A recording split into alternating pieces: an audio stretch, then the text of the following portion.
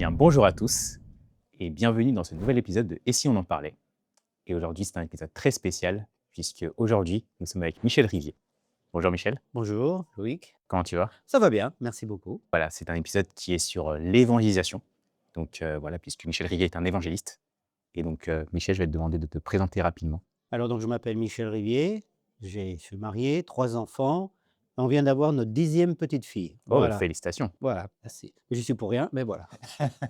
Moi, ce que j'aimerais savoir, c'est que vu que tu es évangéliste, comment est-ce que tu as commencé l'évangélisation? Comment est-ce que tu en es arrivé là et puis surtout à ce poste d'évangéliste? Alors ça a été quand même, sur une longue période, mais disons qu'il y a, au début de ma vie chrétienne, évangélisation, c'est être un témoin et donc j'ai été témoin de l'action de Dieu dans certaines personnes qui m'ont poussé après à commencer à parler de ce que Jésus avait fait dans ma vie et dans la vie de ces personnes. La première, c'est ma tante qui était une personne qui souffrait de sciatique vraiment, invalidante, qui est obligée de s'arrêter souvent dans son exercice professionnel et le jour où elle a rencontré le Christ, elle a été instantanément guérie. Ça, c'était une première. Elle témoignait de sa guérison. La deuxième chose, c'est quand j'ai suis passé par le deuil.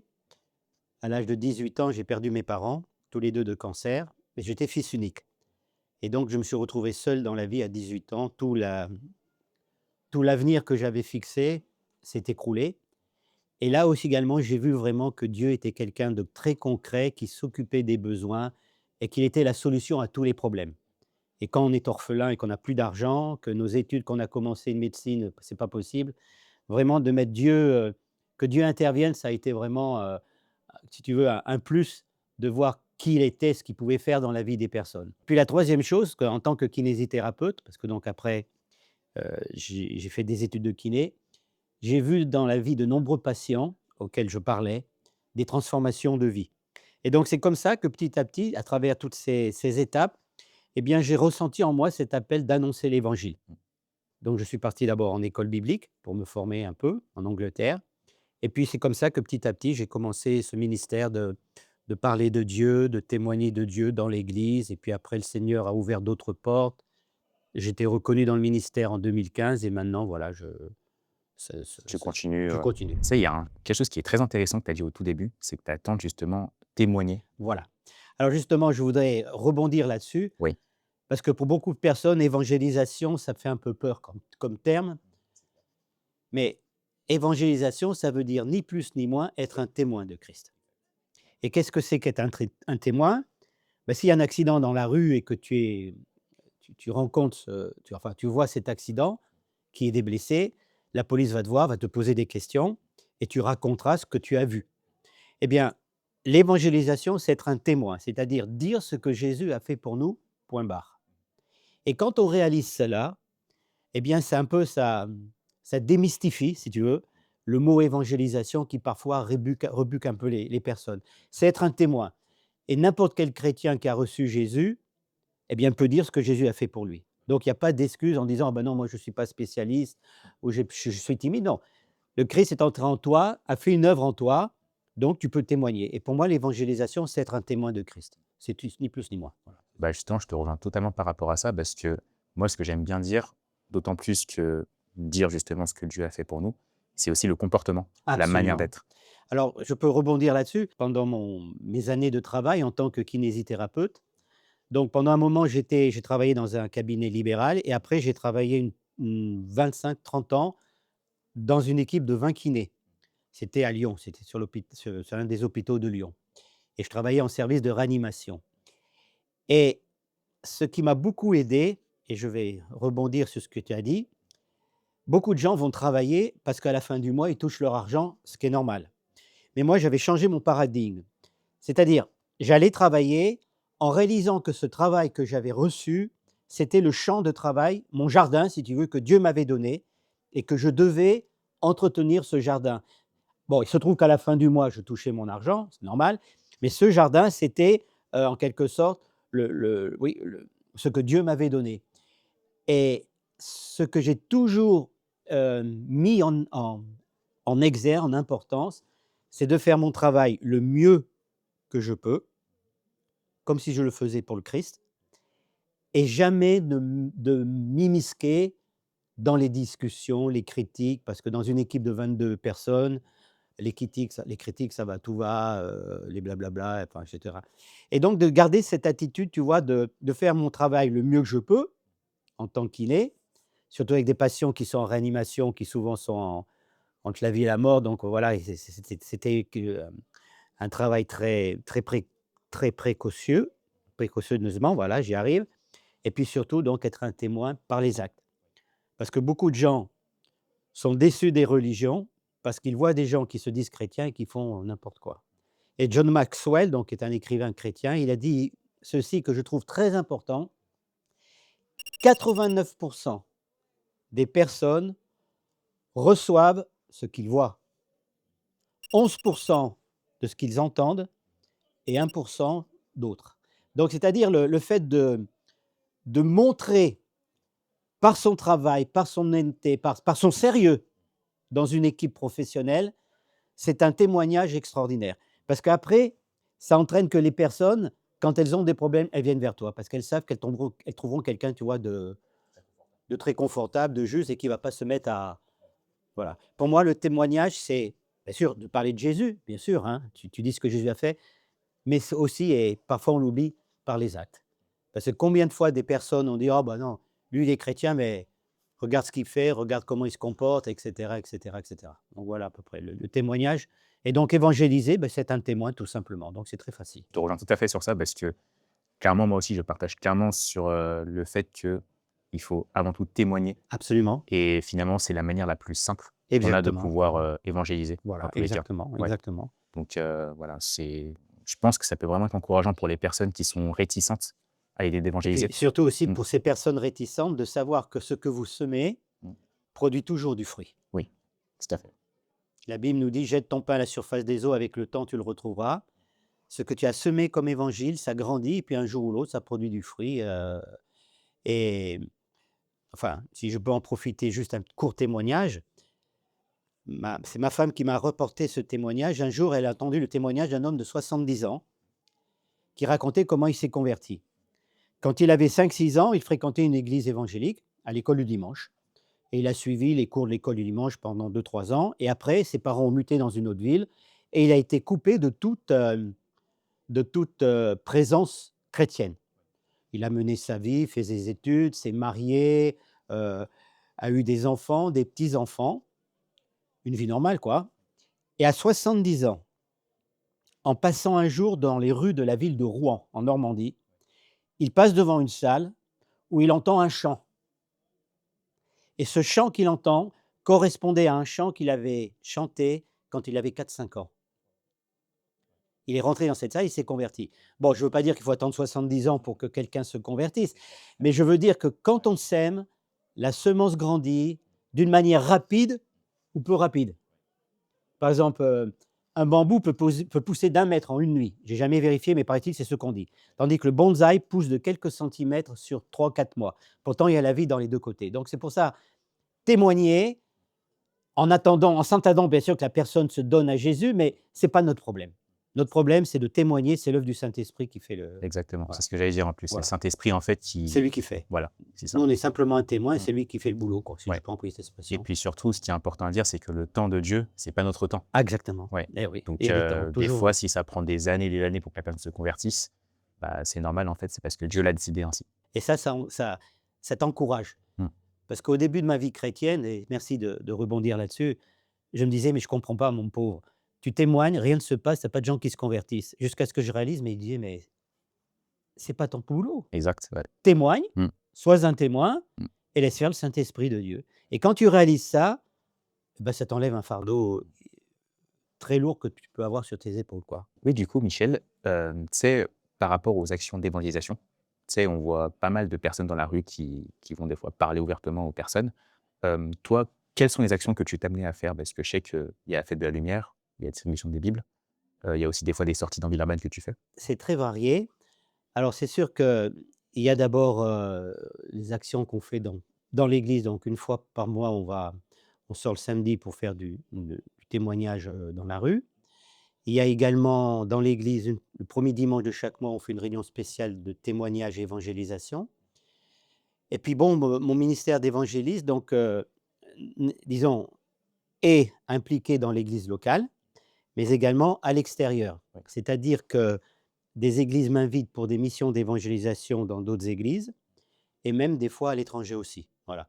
Donc, l'évangélisation, le témoignage, oui, dans l'église, parce que ce que je crois, les ministères sont reconnus par l'église locale. Parce qu'il y a des gens qui sont un peu, pardonnez-moi l'expression, un peu des électrons libres, quoi. Ils se prosternent, enfin, ils se proclament, je suis ainsi, je suis ainsi, je suis ainsi. Mais c'est pas ça que ça marche. D'abord, le ministère est reconnu dans l'église locale et après, reconnu un peu plus publiquement au niveau d'autres églises, et cetera. Donc, mon ministère d'évangéliste dans l'église, voilà, là, prochainement, la marche pour Jésus, qui Oui, va le 30 mai, qui c'est va vrai. regrouper 10 000 personnes. Là, je Mmh. suis bien engagé avec dans la constitution d'un char avec 6 autres personnes. Et puis, dans des églises qui m'ont invité. Et même Dieu m'a ouvert aussi des portes pour aller dans des pays hors Europe, pour faire de l'évangélisation.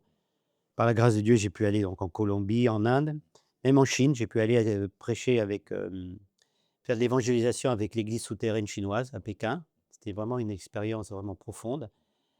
Mais le problème est le même dans toutes les sociétés. Le problème du cœur de l'homme est le même partout. Il a besoin de Dieu. Amen. Qu'on soit en Afrique, qu'on soit en Chine, qu'on soit, enfin, le problème est toujours le même. La société change, mais les besoins de cœur humain sont toujours les mêmes. Et donc c'est pour ça que la réponse de Jésus est universelle. Est-ce qu'il y a peut-être des témoignages ou des choses vraiment concrètes et marquantes que tu as pu voir Bien dans ces sûr. actions? Alors j'en citerai 2. Je crois également à la puissance divine de guérison.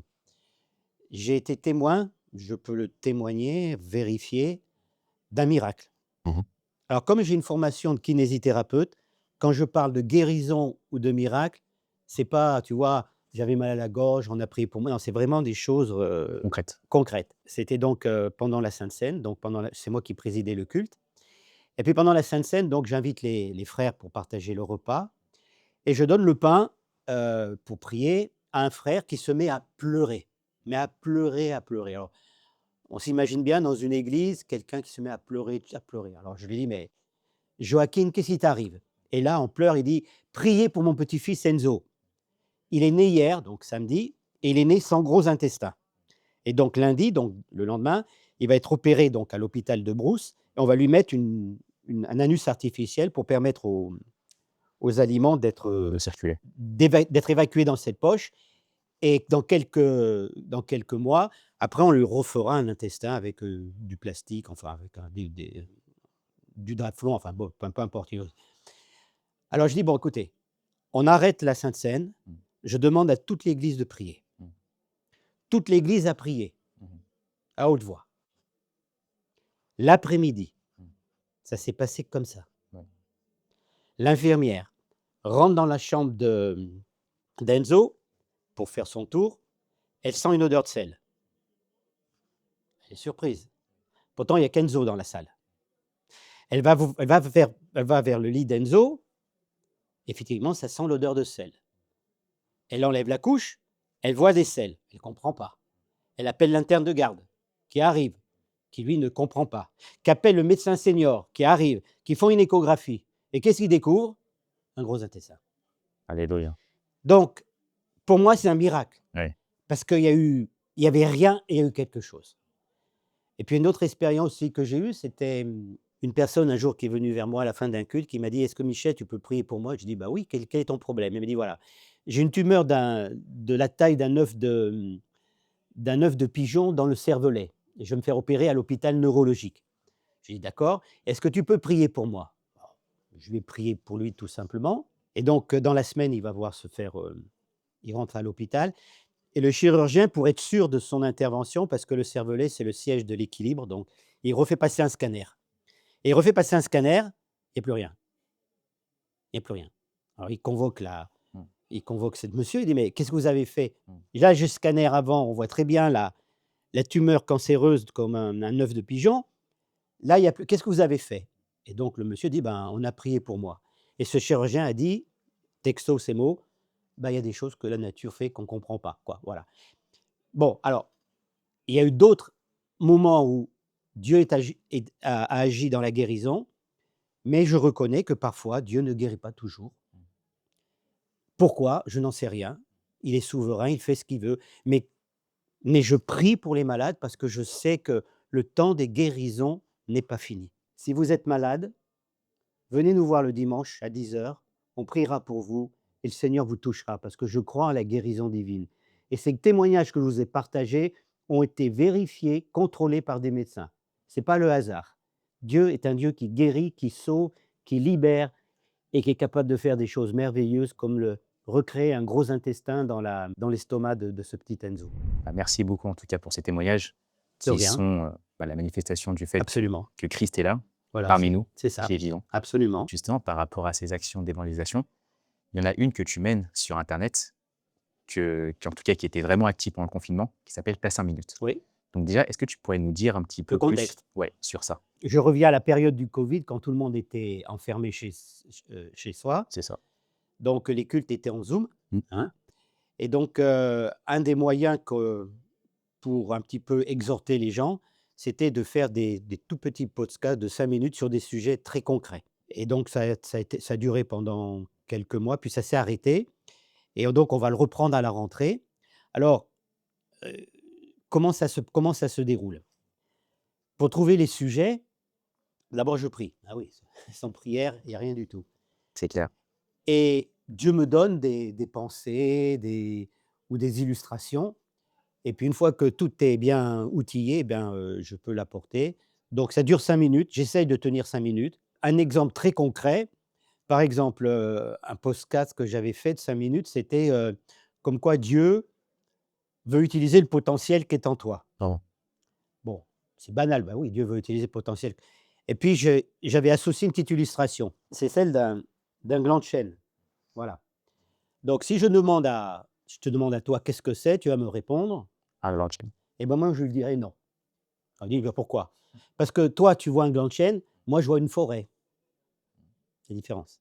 Toi tu vois le gland de chêne et tu as raison, moi je vois une forêt. C'est-à-dire que Dieu a mis dans chacun d'entre nous un potentiel comme une forêt. Mais trop souvent, les gens regardent leur vie comme étant une petite semence de rien du tout, alors qu'il y a un potentiel de vie.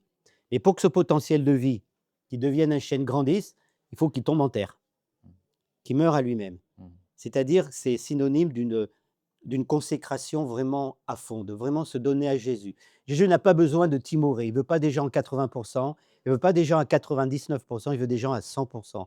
Mais la personne qui veut vraiment Jésus à 100%, il deviendra un chêne qui grandira et qui apportera l'ombre, et cetera. Donc voilà, le tas 5 minutes, c'est des choses comme ça. C'est un exemple, une illustration plus ou moins. On recommencera ça donc au mois de septembre. Ce qui est intéressant avec l'illustration que tu as faite, ça montre finalement que Dieu, il voit vraiment au potentiel qu'on a et Exactement, pas juste à l'instant T sur comment exactement. nous sommes. Alors que les hommes ont tendance à regarder, en disant: «Mais tu peux rien, tu es rien du tout» et cetera. Mmh, Tandis que Dieu voit le potentiel qu'il a mis en chacun d'entre nous. tout à fait.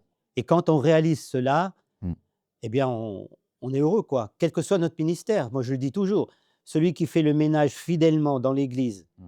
ministère discret qu'on ne voit pas bien, eh bien Dieu l'élevera, Dieu l'utilisera beaucoup plus. Et l'exemple parfait qu'on a c'est dans le livre des Actes, c'est Étienne. Au début, il a été choisi pour porter la nourriture aux veuves.